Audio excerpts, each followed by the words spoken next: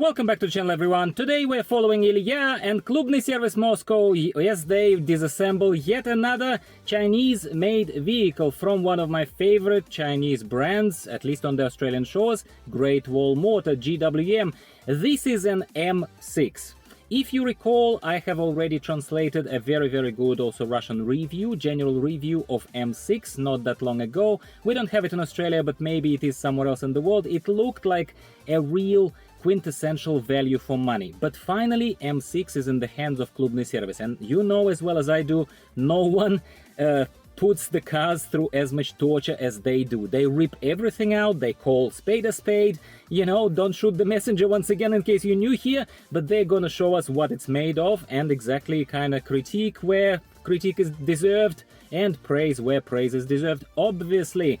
So again, if you're new here, please subscribe to the channel, like the video so that more people can see it. And before someone says something to me in the comments like, Dmitry, are you suggesting that Haval H6 is made exactly the same way as Haval M6 that we're about to see disassembled? No, my friends, I'm not suggesting that. However, as a person who is very genuinely interested in the competitive brands on the Australian market and other markets, competitors to the more established brands, to the Japanese brands, of course I'm interested in what generally comes out of China as an export. This car is not made in Russia, this is made in China for export, maybe for Russia, maybe that's where the corners are cut, but some of the wings are also made. It is a very interesting video from that perspective, even though, once again, we don't have M6 on the Australian shores. That's why you should watch as an owner of Haval Jolion, Haval H6, you know, and that kind of stuff. Does it make sense? Did I convince you? If I did, keep watching, have fun, don't forget to like the video and subscribe for more. And let's remind ourselves that this is actually a China-made vehicle imported into Russia, not something that was assembled in Russia, as some of the other brands are doing, including, believe it or not, Toyota.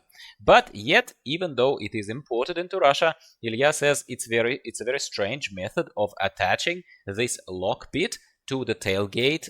He has never seen such a weird way of not even welding, not even gluing on, like he is just sort of critiquing it straight out of the gate. But the rest of the elements of the tailgate, of how it's assembled, how it's made, is apparently rather standard for China-made cars that Klubny Service, as you know, have been taking apart for many years. There are many people, including actually myself here in all honesty, who keep saying that Chinese cars have really rapidly gained quality. They've improved over the years. They have become better and better every year. At the very least, that's a very common perception.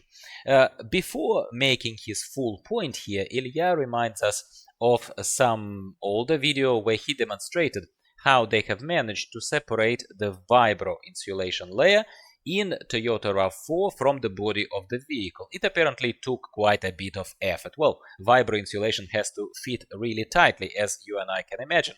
But here in Haval M6, for comparison, the vibro insulation layer looks like this and can be lifted by what looks like just a finger with no effort whatsoever, and I'd even say it's hardly even attached properly. Yeah, therefore provides probably very questionable insulation, if any at all.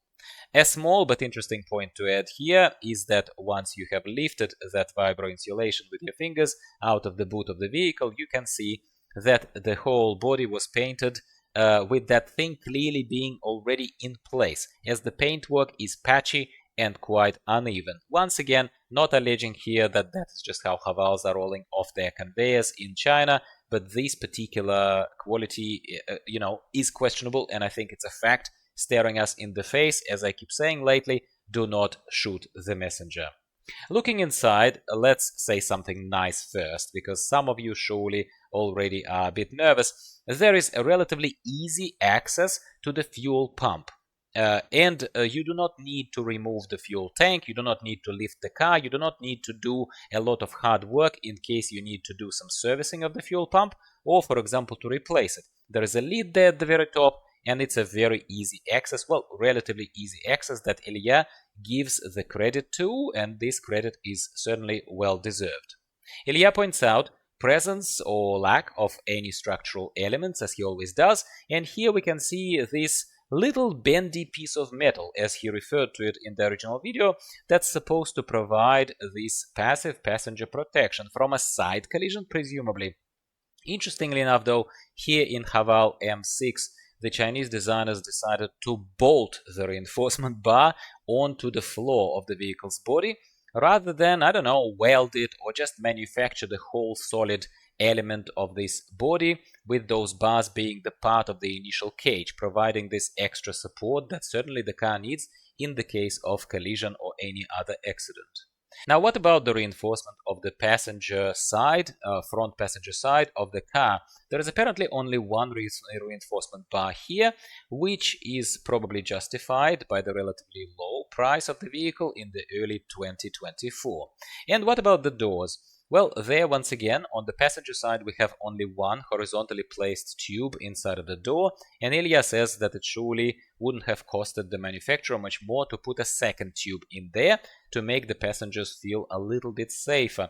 Good news is that the driver's door actually has two of those reinforcement tubes, the top one and the bottom one, so it is actually quite interesting that the manufacturer clearly put more value on the driver's life than the lives of the passengers. I don't think we can argue with that point. Here, Ilya applies pressure, additional pressure on the structural elements on the floor, mainly the floor of the car, noting that as opposed to some other Chinese brands, such as GAC, the GAC, nothing gives way here, nothing cracks or groans after his, well, relatively respectable weight, I'm sure you would agree, which is obviously a very good thing. So back to sound insulation. Yes, it's a prolific topic of this video. We're seeing stock layer here, weird plastic foam mats. They are about to throw those away and apply their own, paying back for the car disassembly to the owner, as well as showing off one of the aftermarket services that they provide to their customers. It's a pleasure, to be honest with you, to behold, even though none of this is available or possibly even applicable to our local market in Australia.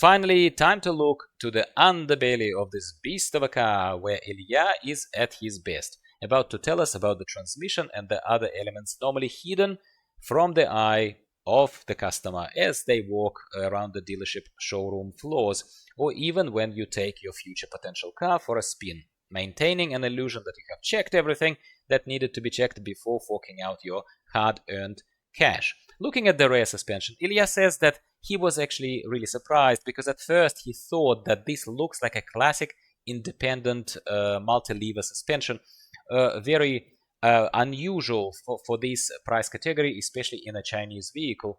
But upon closer inspection, this looks like a semi-independent suspension fitted on actually a solid bar. It is fitted with singular bolts on the sides that he's pointing out here with his wrench. I guess it's a wrench. And there is apparently an element there that divides this very original, very strangely original construction into two parts that allow some, at least limited, independent movement of each side. Trusting Ilya's mechanical expertise, you know, he's a car mechanic with many years of experience, I have to take his word on the fact that this way of arranging a car suspension is not typical and is not necessarily instilling particular confidence, as it is not time proven and, is currently by us observed on an inexpensive Chinese vehicle. Ilya proceeds to show us the reinforcement bar, where we have seen the part of it from the inside of the vehicle and now we're underneath. But here, when he kind of follows it under the vehicle's body, an interesting part is that it's not a full-length bar. There is a cut-off point with nothing after. Why? Well, because Ilya thinks that they simply needed space to fit the fuel tank. So this is where the structural rigidity of the vehicle has been sacrificed in favor of having that real estate necessary where the fuel tank could be fitted. Frontal suspension is a more standard independent McPherson struts-based structure with some springs there and elements that already show as being a bit rusty, while others are still holding on and not showing any rust. We can see that Haval M6 has a DCT transmission module there, and which is completely unprotected underneath.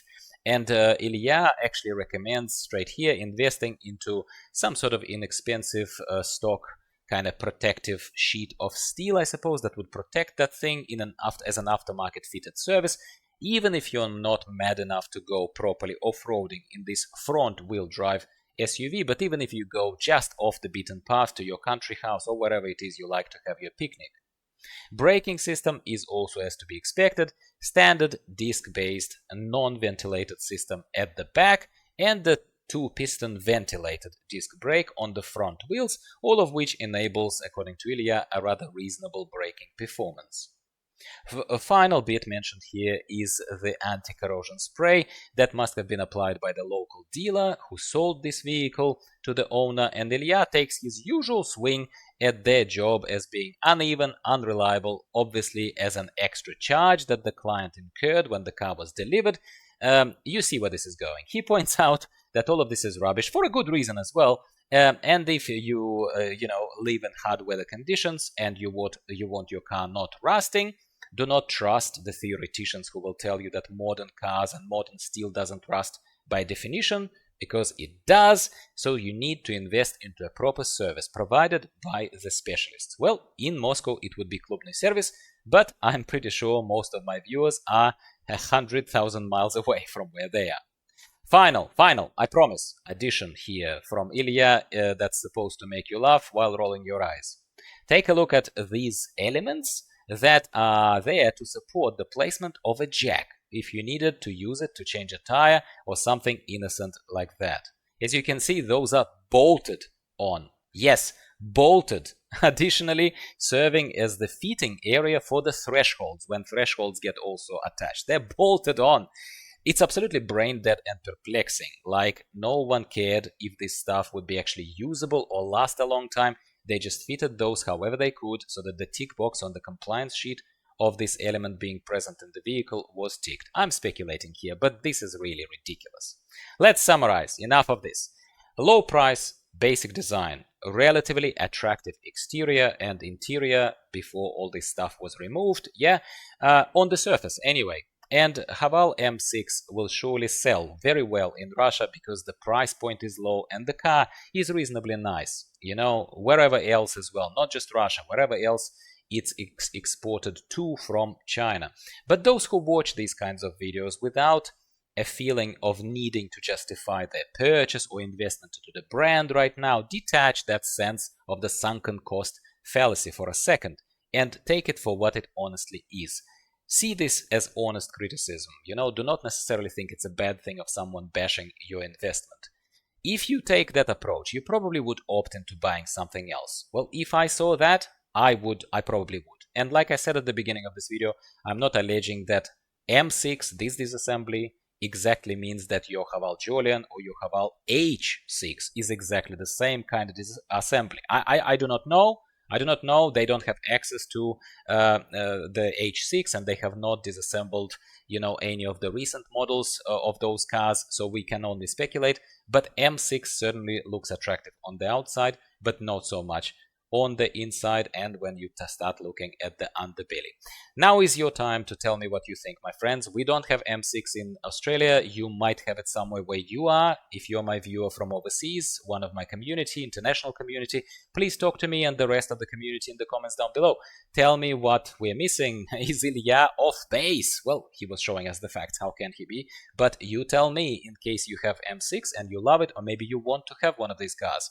It's always nice to have an educated, preferably educated, conversation. Thank you for watching. Please give the video a like before leaving, because the more people like the video, the more viewers will see this on YouTube, the more people YouTube will show this to. And I really, really appreciate your support.